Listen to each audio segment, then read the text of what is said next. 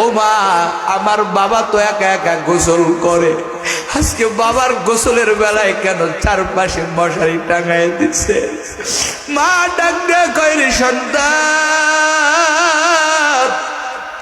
তোর বাবার এমন গোসল হয়, তোর বাবার জনমের মতো গোসল দিতেছে।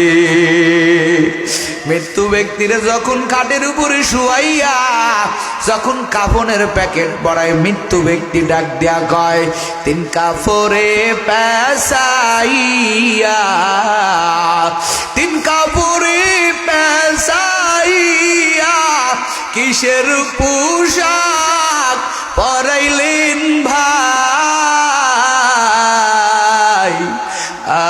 আজ বুঝি দিবে গো আমার জনমের বিদায়, আজ বুঝি দিবে গো আমার জনমের বিদায়। আরে মৃত্যু ব্যক্তির কাফনের প্যাকেটের পরে বাড়িতে হাজার হাজার বন্ধুরা চলে আসছে শেষবারের মতো তোমার আমার চেহারাটা দেখার জন্য। যেই মুখের দিকে কাপড়টা সরায় আর দেখে, আরে বন্ধু আর তোর সাথে দেখা হবে না। কত বন্ধু মাথায় হাত বুলাইয়া চোখের পানি ছেড়ে দেয়, কত বন্ধু কয় একসাথে কত আড্ডা দিলাম, চা খাইলাম, ঘুরলাম, আর ঘোরা হবে না।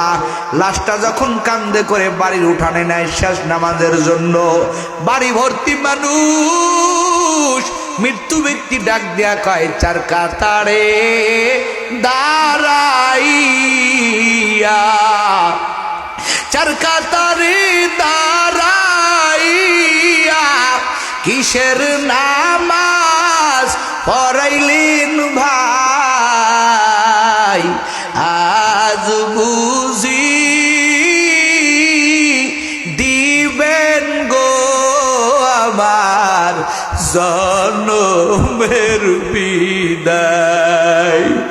লাশটা যখন কান্দের উপরে করে, যুবক তুই তোরে চিন্তা কর, আমি আমারে চিন্তা করি, একদিন কিন্তু কান্দে নিয়া তোরা পুঞ্জনি বিদায় দিবে।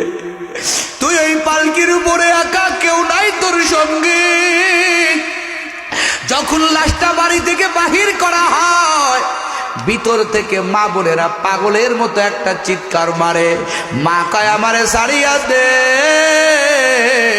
আমার কলিজার টুকরা মারে না বলিয়া চলিয়া যায়। পর্দা নিশিন মারে, মা বোনেরা ঠেকায় রাখতে পারে না। ও কলিজার টুকরা যুবক, বাচ্চাগুলো আব্বু আব্বু কয়া চিৎকার দেয়, বাচ্চাগুলো বলে আর আমি কারে আব্বু কয়া ডাকবো। মৃত্যু ব্যক্তি যখন বাড়ি থেকে বাহির হয়, ডাক দিয়া কয়, আমার মায়ের কাছে কইও গিয়া,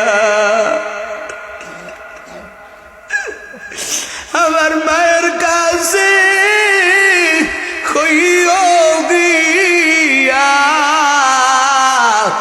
দুধের দাবি ভিক্ষা চাই, আজ বুঝি দিবা গো আমার জনমের বিদায়। ও আল্লাহর বান্দারা,